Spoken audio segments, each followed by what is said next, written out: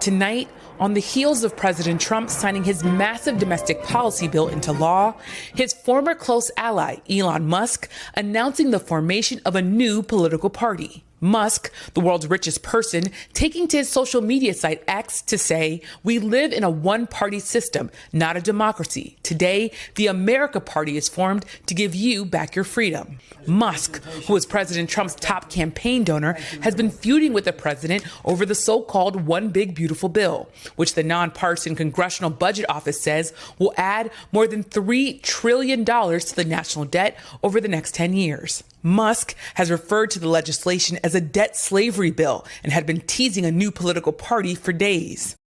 It's Ken Harbaugh with the Midas Touch Network. Whatever Elon Musk says, especially if he's telling you that he cares about your freedom, be very, very skeptical. The reason that Elon Musk and his fellow tech oligarchs feel so aggrieved is that the democracy in which they live has deigned to regulate their activities. Their worldview is so deeply solipsistic that Musk and Thiel and a handful of others truly believe that they should be able to operate beyond the interference of lesser human beings, beyond government regulation, beyond the law. If it were just that, a disdain for government meddling in their affairs, I suppose one could attribute it to libertarian idealism, but it is so much darker than that. Most people I talk to have a hard time believing this when I first tell them, but Musk and Thiel have an honest-to-God, pun intended, messianic complex. They believe they are superhumans, Ubermenschen, if you will. They engage in some incredibly bizarre life extension treatments, seriously. And Musk himself is working towards the day when humans can upload their consciousness to computers, because immortality is their goal. I can't imagine anything more self-centered than that. So this stunt about launching a new political party to safeguard our freedoms, to truly understand how cynical Musk's participation in politics is, you have to understand at a deep level the mindset that drives him. Kris Goldsmith, as an extremism researcher whose work has led him to cover these tech oligarchs, takes us deep into their worldview. This is part 2 of our conversation. If you thought the first one was wild, brace yourselves. And to get back to Elon Musk, like the reason why he wants to implant chips in other people's brains and wants to do it without regulation is because he believes that, you know, the singularity where man and machine become basically combined, no different from one another. He believes that that is achievable in his lifetime. And his goal with things like the Doggy Committee, the Doge boys, right, is to deregulate everything, including medicine, so that he can have human test subjects getting computer chips wired to their brains so that by the time that he is elderly, he can upload his consciousness into a brain and fly that consciousness to Mars.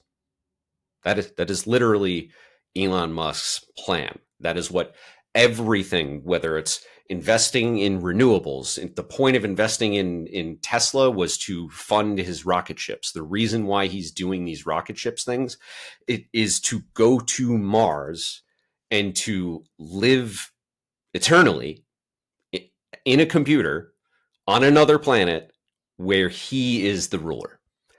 I know that sounds crazy and conspiratorial because it is.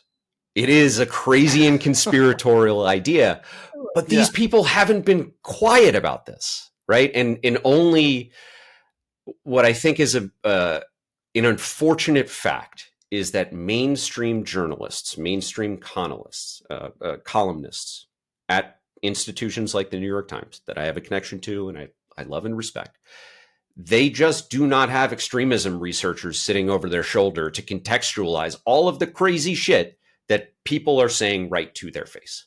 We're going to have to do a whole episode on that, but that worldview, and I don't think you're doing it justice. I mean, the lengths that they are going to right now to actually achieve this outcome of living forever are really extreme. The longevity treatments, the blood transfusions on a regular basis from like young people.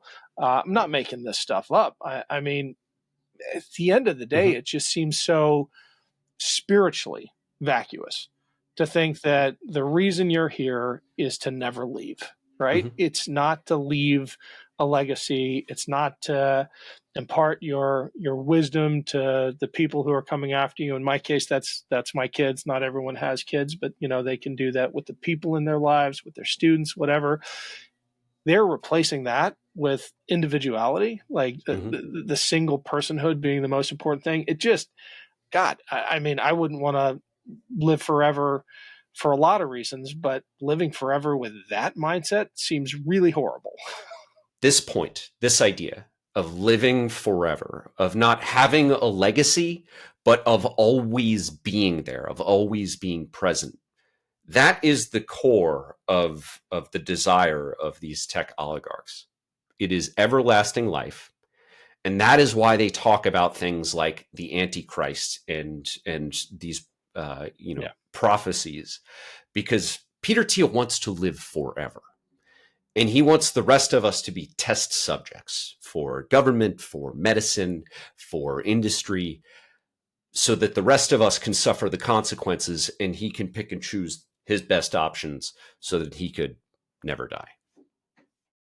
Hey, it's Ken Harbaugh. Quick break to say thank you to everyone who's been following and supporting this show and this channel. None of it happens without you. And if you haven't yet subscribed to my Substack page, I'd really appreciate the follow. It's a great way to make sure you never miss an episode.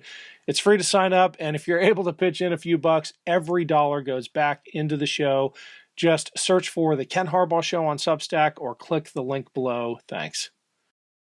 It's going to get a little personal here, but I'm wondering if fatherhood has given you an added layer of perspective on this, because I look at someone like Peter Thiel and Elon Musk and their ambitions for eternal life, and I see very clearly someone who does not have a lot of love in their lives, right?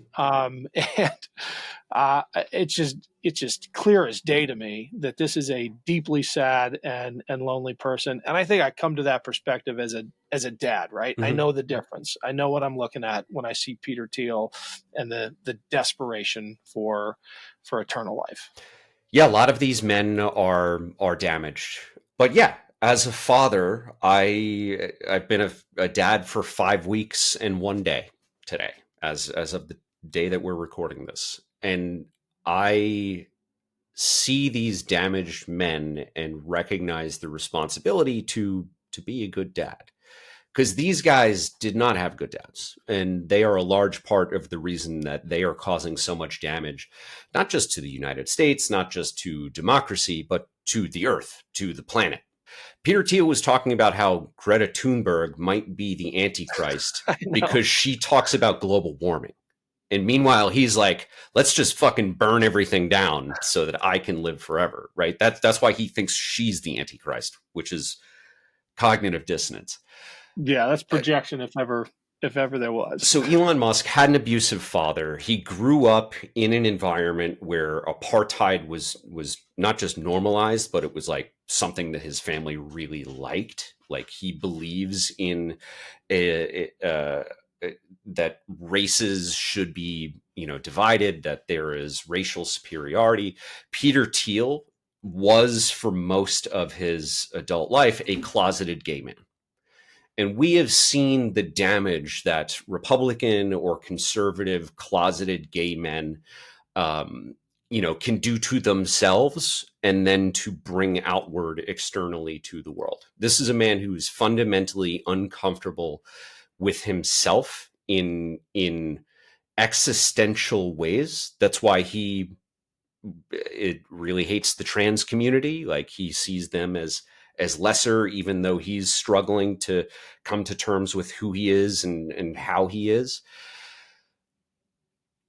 This all goes back to, like, if these people just had good parents who gave them the love and attention that they needed to help them understand that the world is not there for them to exploit, and other people are not there for them to experiment on and cause harm to for their own betterment, like, the world would be a better place. Yeah. So it's a long fucking answer, but it's a good one. Like, I think that every parent, should recognize the damage that one single individual can do if they are unloved. This is going to seem non sequitur, but I think it relates, and I'm sure you'll figure out how to tie it all together. But what do you make of these tech bros in Silicon Valley who are now getting commissioned as O5s and O6s in the U.S. military, having conveniently somehow missed the longest wars in America's history? They're now slapping on uniforms and charging the virtual barricades as tech warriors. I find it laughable. I wish more people were mocking it. Yeah, so the direct commission process for these tech bros to become lieutenant colonels is not necessarily new. It is something that was being developed, in particular, this kind of brand of it was being developed during the Biden administration. And the justification for it is they believe that that leadership and technology development and the way that workplaces work in the military are slow, are hampering progress, which is, that is what Silicon Valley is obsessed with kind of destroying, right? Move fast and break stuff is like the Mark Zuckerberg's like slogan. And it is not just Trump Republicans who've wanted to take CEOs from the tech world and give them commissions and throw them into the military. But what might have been a good idea 4 years ago might be incredibly destructive today. I mean, that is the democracy that we live under. We saw the Biden administration, assume that things were not changing, assume that we were still living in the same old world. That's why, Trump was not prosecuted for his role in the insurrection. That's why, they dragged their feet on, that's why the Democratic Party at large dragged their feet on really imposing not just political, but legal consequences on all of the Republicans, like the current Speaker of the House, who was participating in trying to overturn the election. We are not living in that same world. It is, I think, fair to say that there are bad people who are trying to cause harm to other Americans to advantage themselves and to take away the rights and the liberties of other Americans. So it may on its face feel like it's clownish to take these tech CEOs and inject them into the military. But I think it is also profoundly dangerous. Whereas if there were adults in the room, not Pete Hegseth, running the Department of Defense, but someone who is actually like, going to guide these programs responsibly, like maybe we could see some good come out of this. But with Pete Hegseth at the helm, who's doing everything that he can to like ingrain white supremacy in the military, having tech CEOs who are aligned with the administration coming in as lieutenant colonels in charge of, I would guess, 800 to 1,200 people. That seems dangerous to me. And tech CEOs specifically in the AI and mass surveillance sectors, that if ever alarm bells should be going off, it's over that. Kris, as always, thanks, man. We're probably going to have to split this into 2 episodes, but it's a good one. Go take care of that beautiful little girl of yours. We'll see you soon. Thanks, brother.